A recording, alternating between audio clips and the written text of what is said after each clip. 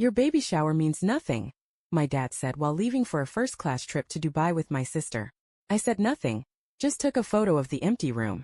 Next day, they sent me the $3,300 bill. I ignored their 2 a.m. emergency call and froze every card with my name on it. Mom was screaming, Dad was begging, but then there she goes again, Miss Overreaction. Dad said flatly, reaching for his passport. It's a baby shower, not a coronation. And frankly, it means nothing. I stared at him, belly round under the maternity dress I'd bought with my own money. No registry, no surprise gifts, just a table of stale cupcakes and chairs arranged in a circle of absence. The room behind me was empty. The invitations had been sent. The balloons inflated. And no one came.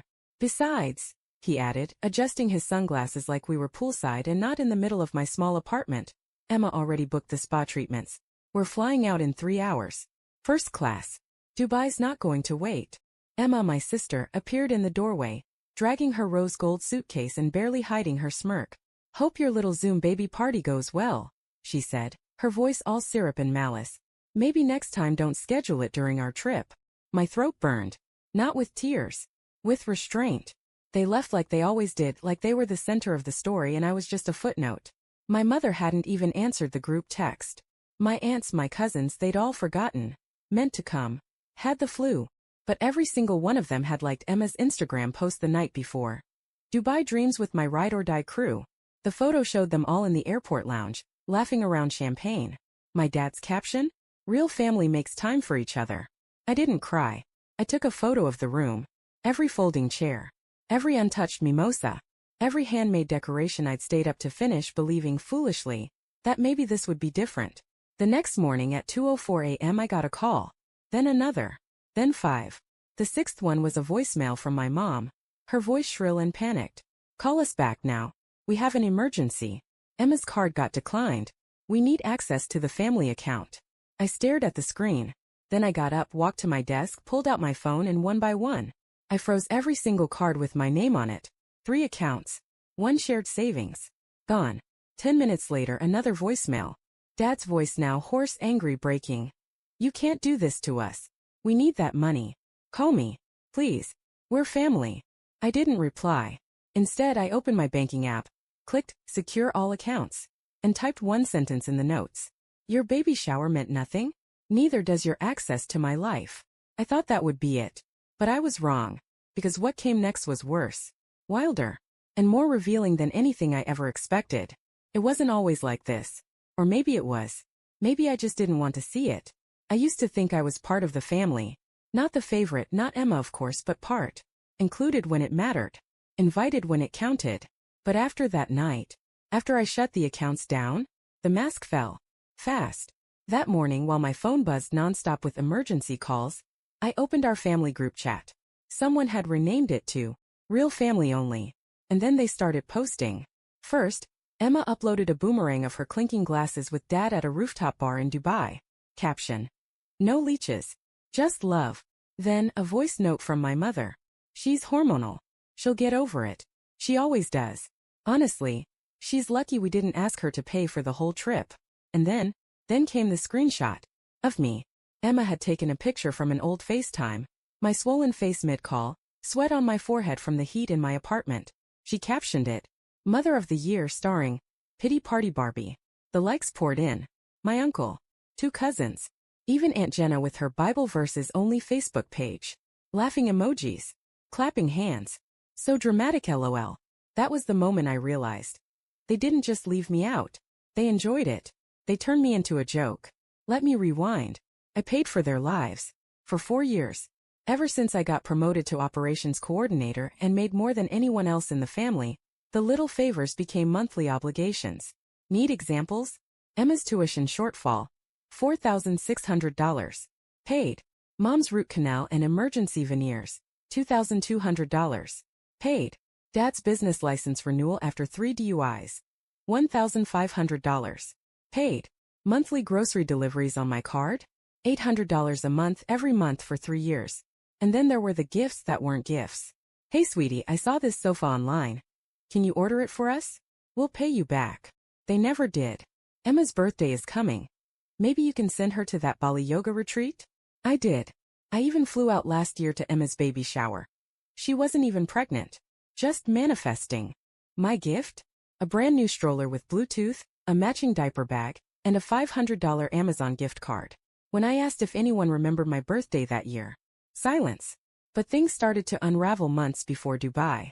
I should have seen it coming. I noticed small transactions on my secondary account. Unfamiliar stores. Charges in places I hadn't been. One was a jewelry store. Another, a luxury baby boutique. I asked Mom. She said it must be fraud and she'd look into it. That night, Emma posted a picture on Instagram. Her wearing a diamond mama necklace. Spoiled and glowing thanks to my angels. It was the exact amount as the charge I flagged. I called the bank. Turns out my dad had been listed as an authorized user on the card since 2019. I never approved that. I never even knew. The next week I tried to call him. Not to scream. Just to ask why. He didn't pick up. Instead, he posted a Facebook memory of him holding toddler Emma on a carousel, with the caption, "Some kids are worth everything. Others are just lessons." Then came the baby shower bill. $3,300. Split between catering, decorations, and venue booking. Except, I paid for none of it. I threw the party in my apartment. I made the cupcakes myself. They must have used my name to book the venue. I called the event company. The receptionist sounded awkward when I asked why I was being billed. Your father signed the contract and gave your name as the sponsor. He said it was a surprise." "Right. A surprise bill." I laughed. Then I cried. Then I emailed them back. "Declined. Please pursue the signer directly." 2 nights later the doorbell rang. It was 2:13 a.m. I didn't answer. But I checked the peephole and saw my dad, disheveled, eyes wild, holding his phone and waving it in the air. He was yelling. I muted the ring. An hour later I got an email from Chase. "A shared account holder has attempted multiple failed login attempts. Your account is temporarily locked." I stayed calm. I froze everything again. Credit, debit, even the store card Emma used, for baby stuff. And then I dug deeper. I opened the old shared Google Drive folder we all had back when we did family planning, vacations, budgets. There, in the trash bin I found it. A spreadsheet titled Emergency Distribution Plan. Last edited by Emma. Column A. Who has what? Column B. How to access if she cuts us off. I scrolled. My name. My cards. My login hints. Even a note from Dad. Try guilt first. If not, tell her mom's sick again. I didn't know whether to scream or laugh. So I did neither. I just downloaded it all. Then I clicked print.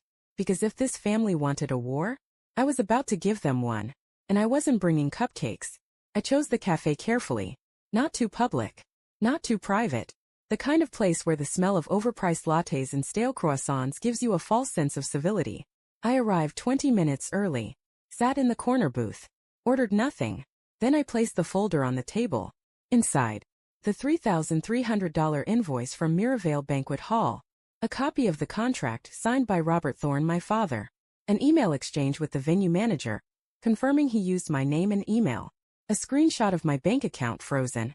A list of shared accounts they'd accessed. And finally one small black USB stick. At 6:12 p.m. they walked in. Dad first, in a polo shirt like he was heading to a golf game. Emma, sunglasses on her head indoors, scrolling Instagram. Mom quiet, clutching her purse like it was full of secrets. They sat down like it was just another family dinner. "Sweetheart," Mom said, forcing a smile. "We've been worried about you. You've been distant." Emma scoffed. More like hostile. Dad didn't speak. Just stared. I didn't return the smile. Instead I reached into the folder and pulled out the invoice. Laid it flat in front of them. "Miravail Banquet Hall," I said calmly. "Invoice sent to me. For a party none of you attended. Signed by you, Dad." He blinked. "That's not." I flipped the page. "This is your signature. The same one from your driver's license." The venue manager confirmed it. Emma leaned forward, snatched the paper and laughed nervously. "That's not even a real charge. We canceled everything." I smiled. "No, you didn't.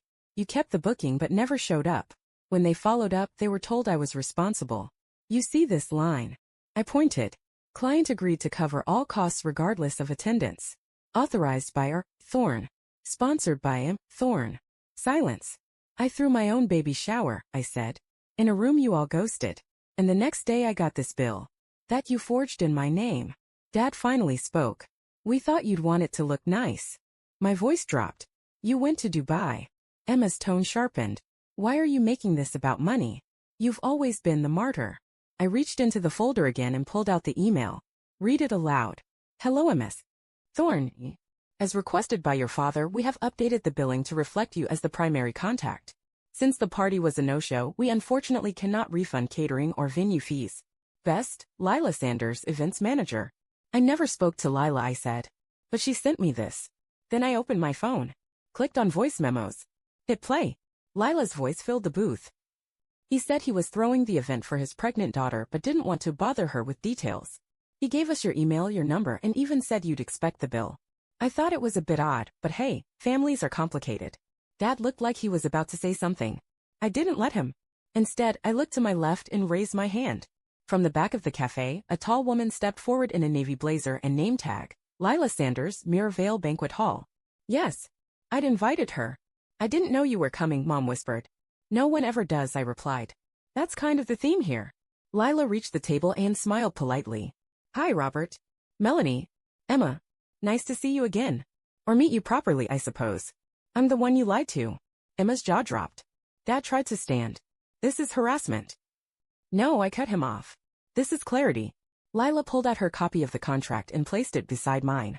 Identical. Then she reached into her purse and placed a photo on the table. It was from their security camera. Dad. Emma. Signing papers in the hall office. Time-stamped, 3 days before my shower. Emma muttered something under her breath. Mom stared at the wall like it might split open and swallow her whole. Lila calmly turned to me. If you'd like to pursue legal charges, the paper trail is solid.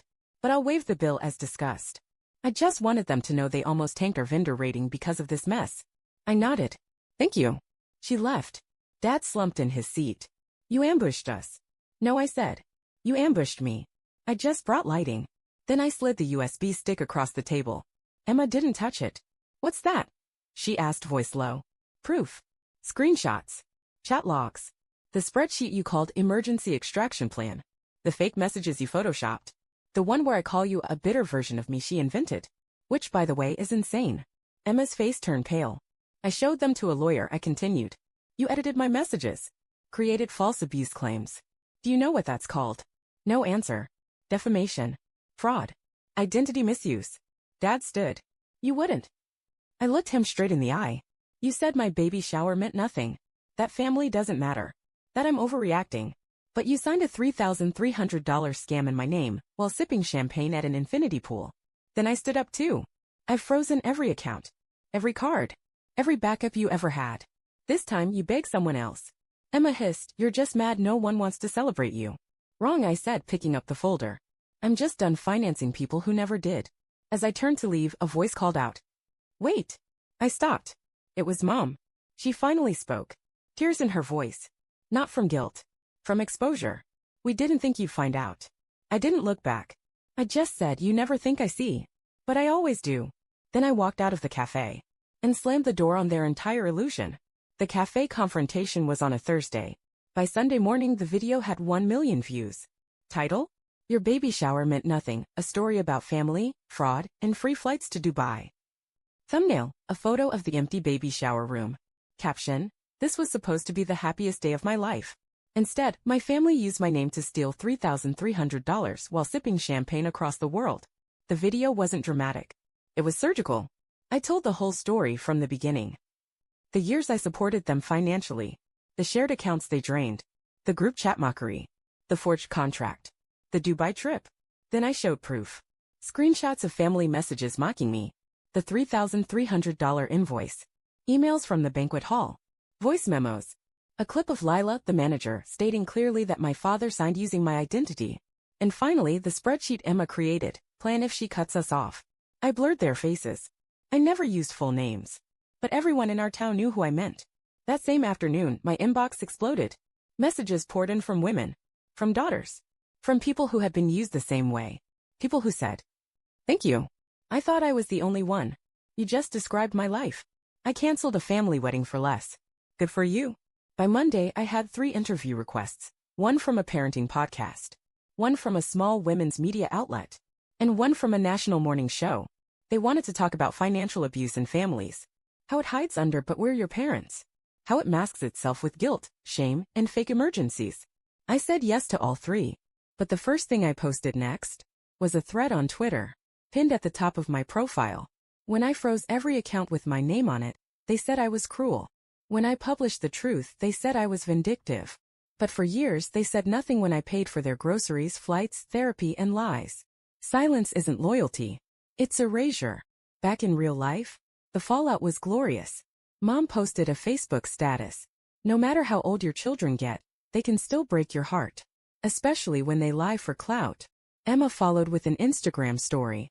Black screen. White text. Some people will do anything for likes, including ruin blood. Then silence. Until Tuesday night at 1:48 a.m. my phone rang. Blocked number.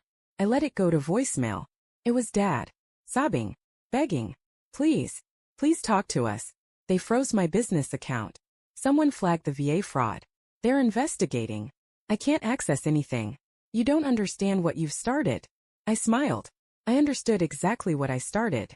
I turned my phone off. That same morning I met with a real estate agent. I signed the lease on a downtown office. Big windows. Minimalist desk. Whiteboard. Podcast mic camera setup. By Friday the channel was live. Silent accounts. When Family Becomes Debt. Hosted by me. First episode? Titled, What Happens When You Freeze the Money and They Lose the Power? But it wasn't over. Not for them. Because that same week, I got an email from a woman named Tara. Subject line. You don't know me, but I dated your father. She included screenshots of messages, voicemails of him bragging about getting money out of his grateful daughter, and a spreadsheet he made. Yes, he had a spreadsheet too, with my pay schedule, color-coded, lines like, ask for health excuse 3 days before paycheck, guilt trip after Emma's car payment, mention family legacy if she hesitates. I cried when I read it, not because I was sad, but because it was the final proof I needed. The next video I posted, called it, The Blueprint of Dependence, How My Father Monetized My Existence, and it broke the internet. Not trending #1, not viral for shock, but real, relatable, and undeniably documented. The ripple effect? Emma's coaching business page disappeared. Mom deleted her Facebook. Dad's VA benefits got flagged for review. Their house, the one I used to send money for, officially behind on payments. My old relatives? Silent. Some blocked me. Others sent prayer hands. But it didn't matter. Because I had thousands of strangers writing thank you. And finally, I had peace. And power. For the first time in my life. I used to think I was the problem. Too sensitive. Too dramatic. Too unwilling to just be part of the team. That's what they called it, a team. Except I was the only one paying for the field, the uniforms, the water bottles, and the scoreboard. They never loved me. They loved what I could do for them. What I could give, cover, forgive. They called me selfish when I stopped. They called me cruel when I exposed them. But not once, did they ever call me daughter when it mattered. It's been 4 months. Since the baby shower. Since the cafe. Since the spreadsheet. Since I torched the entire illusion and lit a match under their empire of guilt. A few updates. Dad is under federal investigation for benefits fraud. Emma, her new boyfriend left her. And one of the exes I contacted, filed a restraining order. Mom, quietly moved out of their house. The mortgage defaulted 2 weeks ago. No more legacy property. Just another foreclosure. They tried to fight back. Posted vague threats. Dad even created a TikTok account. At Real Dad was framed. His first video? A crying selfie with the caption, Some daughters destroy families for views. Pray for us. Got 18 views. 2 were mine. I didn't comment. I just took a screenshot. And smiled. I don't respond to messages now. Not the cousins suddenly checking in. Not the old co-workers of Dad's who say, he always spoke proudly of you. Not even my Aunt Marlene, who sent me a 4-paragraph email ending with, we were just doing our best. We're still family. No, Marlene. You were just doing your best not to drown while riding my back. But I'm not your lifeboat anymore. And as for my baby, she's due in 3 weeks. Her room is soft yellow. Her crib is handmade. There's no TV in the nursery, just books and light and peace. And every time I walk past the closet, I see the box with the baby shower decorations I bought with my own money. And I smile. Because I'll use them again. Not for a party. For a photo shoot. To show her what starting over looks like. Oh, and one more thing. They invited everyone to Emma's second chance baby shower. Yes, she's pregnant again. Probably hoping someone else will fund this round. The invitation went around my hometown. I wasn't on the list, so I sent something. Not out of pettiness. Out of finality. A massive bouquet of black calla lilies. Each one elegant. Bold. Unapologetic. The card? To the family who taught me what blood really means, nothing. May this baby bring you everything you ever gave me. Not yours anymore. 2 hours later, I got a voicemail from my mother. I didn't listen to it. I deleted it. Because the only thing colder than revenge is indifference. And I was done playing their daughter. Now, I'm just playing me.